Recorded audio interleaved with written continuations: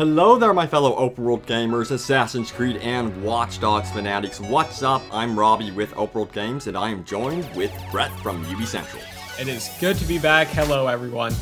And we are going to quickly, first of all, go over some Assassin's Creed Syndicate news, and then jump straight into a lengthy discussion about Watch Dogs 2. Yes, we have not heard about Watch Dogs 2, and we really want to dive into that. But first, Assassin's Creed Syndicate news. So, me and Brett previously made a video saying that Evie Fry gameplay will be at Gamescom. Well, this is now officially confirmed by Ubisoft, and expect this to be August 6th through the 9th, which is very, very soon. So that's going to be exciting. And then also Ubisoft released a video called Twin Assassins, which showed off real-life parkour from Comic-Con. You guys can check that out in the description below, and I may throw it in this very video, so you can skip ahead to it by using the link in the description. But what else do we have, Brett, for Assassin's Creed Syndicate news? Well, there's a little more. First off, for Assassin's Creed Syndicate, they have this website where you can win rewards, actually. And on the website, you can win Edward's outfit in Assassin's Creed Syndicate. And you just sign up and they'll send you a code on the Xbox or PC or PlayStation 4, any of those platforms. So you can get Edward's outfit, it's confirmed. And then there's also going to be Ezio's outfit appearing in Assassin's Creed Syndicate, but we don't know which version of his outfit it will be. Everyone wants Assassin's Creed 2. I know you do. We do. It's like long overdue. They never include it as an additional outfit, and it's like driving us Ezio fans crazy. So that's what we really want to see. Yeah, and so far, no other Assassins have been confirmed to be like in the game, like outfit-wise, but it's going to be likely because it's been in pretty much every Assassin's Creed game now, where they just have all the Assassin's outfits you can unlock. So you should expect that. And talking about outfits in Assassin's Creed Syndicate, why don't you talk about the base of operations? Yeah, so, you know, previously at E3 2015, I was present. I was there for one of their live streams, and I asked them, hey guys, can you tell us more about your hideouts? And they were like, no, we can't, because we have something special related to that. And that just told me that the trains would be the hideouts, and that actually ended up being correct. We will be seeing mobile hideouts for that, and it seems like you'll be able to go in there and change your outfit and do that sort of thing. I expect it to act a lot like a mobile villa.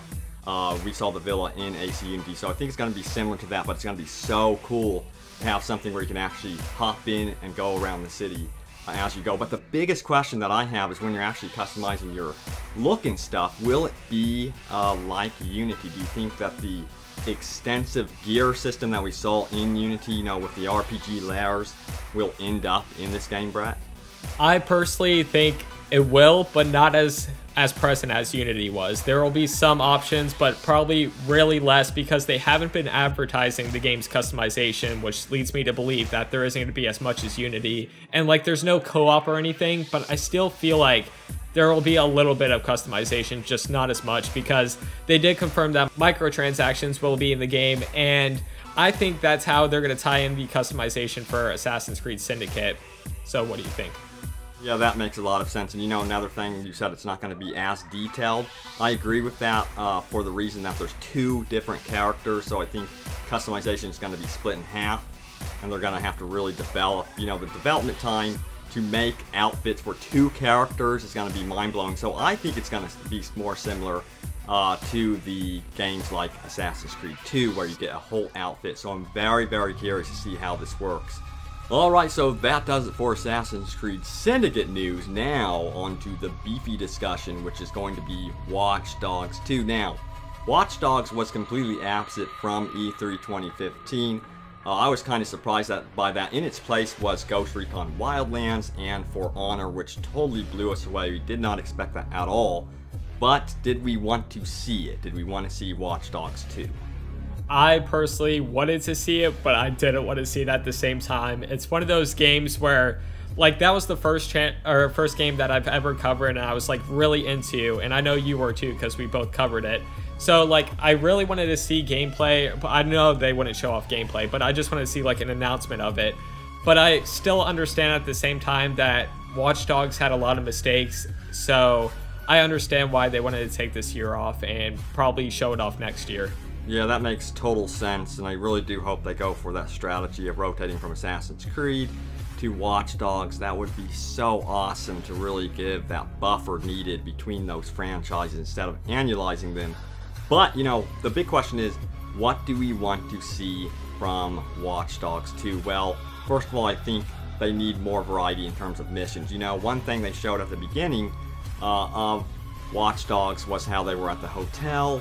They were trying to, you know, do some sort of heist. I felt like that was so underutilized in the game. I really want to see this next Watch Dogs being focused on how a hacker would live his life, how he would sustain a living.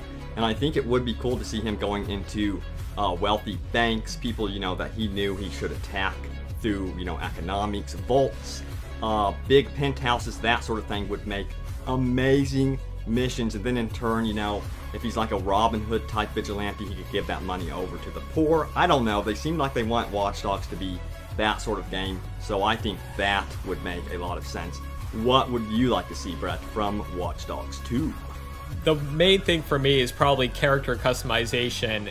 In Watch Dogs, the original one, they talked about how it would be in like multiplayer and you could customize your character, but we never saw that. And yeah, I was just kind of let down by that because I wanted to create my own character in multiplayer and have him separate from Aiden Pierce, if that makes sense. Yeah, so I just wanted a completely different character. And just talking about customization in general, we really couldn't change anything about Aiden. Only his outfits, but nothing else. Like, you couldn't just... Yeah, you couldn't change his hair, you couldn't change anything. Like, facial hair, nothing. That is so true. They really missed out on that.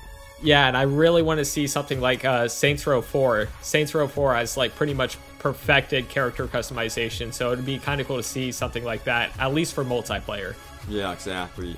And, you know, you have here mentioning garages and car customization. That's another thing they really need to tap into. I feel like, you know, their safe houses were just terrible in Watch Dogs. Yeah, they had so many, but they were useless. I know, yeah. One game I always go back to in terms of safe houses is The Godfather, and I know a lot of people haven't played that maybe, but when you get a safe house in The Godfather, it's like you save up for a very lengthy time, and you know you're going after this big penthouse that's like on the 10th story, and I love that, and it was really missing from Watch Dogs. But, you know, what about this reputation system? What would you like to see from that? The reputation system in general just had a little bit of flaws, such as, like, you could steal money from the rich, but that wouldn't affect your reputation at all. And, like, I just felt like if you're going to be a vigilante, that should affect your reputation at least. Like, that should make you worse. I know some people are going to say, well, no one sees you do it, but the fact is you see you do it and you're playing as the character. So I personally think that should affect your reputation. And just like missions in general, you could tackle it kind of in any way you want, but you can still like kill people in those missions and your reputation wouldn't go down because they're like quote unquote bad guys. But if you just beat them down and don't kill them, your reputation doesn't go up or go down either. So there's so much room for improvement on the reputation system, and I hope they really do improve that for Watch Dogs 2. Yeah, and like they should just have a morality system in there. That'd be so cool to see. So if you're more evil, you can associate better with gangs, and if you're a good guy, you can have the police on your side. Now that would be interesting if they sort of stepped away from the full-blown good guy vigilante character and really let you decide on what you wanted to do. But the big thing that I want to see gone from the game is where you have to climb up and, you know, unlock the CTOS tower. Oh, yeah. I mean, it's like in every single Ubisoft game, when you are exploring, you've got to climb something, then unlock it, then it shows the maps spiraling, and you're like, oh my god, I explored the whole area. No, I want this to be like where you organically explore the area, like Skyrim. You know, Skyrim has it where it starts out, and it's sort of like a fog of war, and as you go along, it's dynamically showing new NPCs and missions. Now that would be cool. And the one way they could do this is have the character brand new to the city. This is a new city for him. He has no idea what to do, and that would be the start of this type of exploration feature. That's what I want to see from Watch Dogs in terms of exploration. And just real quick before we move on to the next thing, I just want to say that we're not really hating on Watch Dogs at all. Like, I personally enjoyed it. Yeah, it was a decent game, but it had some problems, and they did have a limited budget, so I just want to mention that. We're not hating on it, we're just... Exactly, yeah. Let's get that disclaimer out there, because I still play Watch Dogs, and I feel like the online has so much freaking potential. It is a blast online when it works. Like, it has some of the best modes, in my opinion. I really want to see them tap into the online portion of it as well, where there's co-op and single-player, PvP, and it's all seamlessly integrated into the city. But yeah, you are right. We aren't hating on Watch Dogs. I'm sorry. If it seems that way. But you started talking about the a new character and everything. Where would you like to see Watch Dogs 2 go next? Oh boy. Well, it seems like they're going to stay within America. That's just, it seems like it's going to be the case. And I think that they should take it to London or something like that. Or even Shanghai, because they are the most surveillance cities in the world, and it would be so cool to see that in a Watch Dogs type game. But we've heard rumors, you know, of this Camden, New Jersey. Remember the tweet that went out? Yeah, Watch Dogs, the official Watch Dogs tweeted that about it has how the highest crime rate in the US in 2012. They tweeted that out when Watch Dogs released around that time. So yeah, it could end up going there. For me personally, I would like to see a modern day London, because that leaves room for so many Easter eggs referring to Assassin's Creed Syndicate. Maybe they can tie in the modern day as well for that game, like they did with Black Flag, where, you know, the Abstergo Industries CEO went on vacation to Chicago, and then in Watch Dogs you actually ended up killing him, so that was kind of cool. And fun fact, there are no exact figures of how many cameras are installed across London, but there are estimates that show that there are an estimated 1.85 million cameras, or one camera for every 14 people. Fun fact, I stole that from a website, so yes. Your brain power is amazing. Yes, or is it google.com? We will never know. No, it's my brain. I actually just went to London and researched all of that myself. Looked in everyone's pocket to see. Yeah, but you know, also Ubisoft has teased that they may not continue Aiden Pierce's story. Would you like to see that or not? Aiden, for me, was kind of a boring character. And yeah, believe it or not, he was kind of boring. Shocking. So, I don't know. They could do something with Jordy. You might touch upon that. But for me, I would just like a brand new character in a brand new location. But Jordy was a really good character. So do you want to talk a little about him? Yes, Jordy was an excellent character. I felt like he brought a lot of humor to the game. I feel like if they would have focused on Jordy and Aiden together, like in most of the game, it would have been a much, much better game in my opinion, because Aiden's this sort of serious attitude and Jordy just is so lighthearted, and that sort of really does work to Aiden's favor because it sort of adds that balance. But yeah, go full-blown Jordy in the next Watch Dogs game, or at least have a character similar to him. So that's something that I would definitely like to see. Yeah, Aiden's just like, wham, wham, my niece died. And then Jordy's like, oh, it's the pizza guy.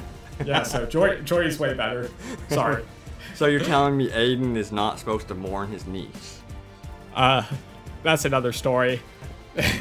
He's supposed to be hardcore and just move on with his life? What is wrong with you? Alright, I'm sorry. Yeah, but we are still really anticipating what they are doing with Watch Dogs 2. We really want to see some new things with it, and they said that this was the beginning for them, that it was sort of like Assassin's Creed 1. They were just building the basis of the franchise, and remember, for many of us, Assassin's Creed 2 ended up being the absolute best game in the series, and I honestly, it'll probably happen with Watch Dogs 2. And I told you that earlier. You know how the second game is kind of the best in a lot of series? Yeah, like Halo 2. So you never know. Watch Dogs 2 could you have this huge list.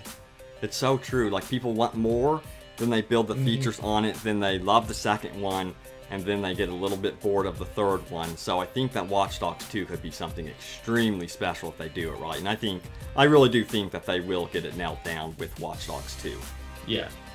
So guys, that does it for this discussion of all things Assassin's Creed and Watch Dogs 2. Thank you guys so much for joining me and Brett. You can find Brett in the description below. Check him out, and don't forget to stay tuned right here to Open World Games for more open world gaming goodness. Thanks guys for watching, and say goodbye to everyone, Brett. Bye everyone, I love you. Bye!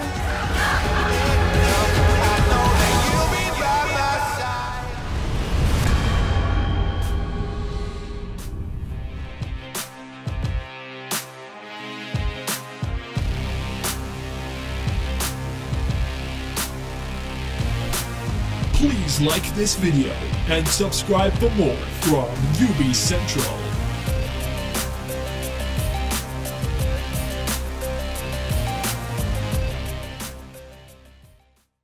To stay tuned right here to Open World Good. Overworld goods. Okay, just let me continue from the one point. Stop!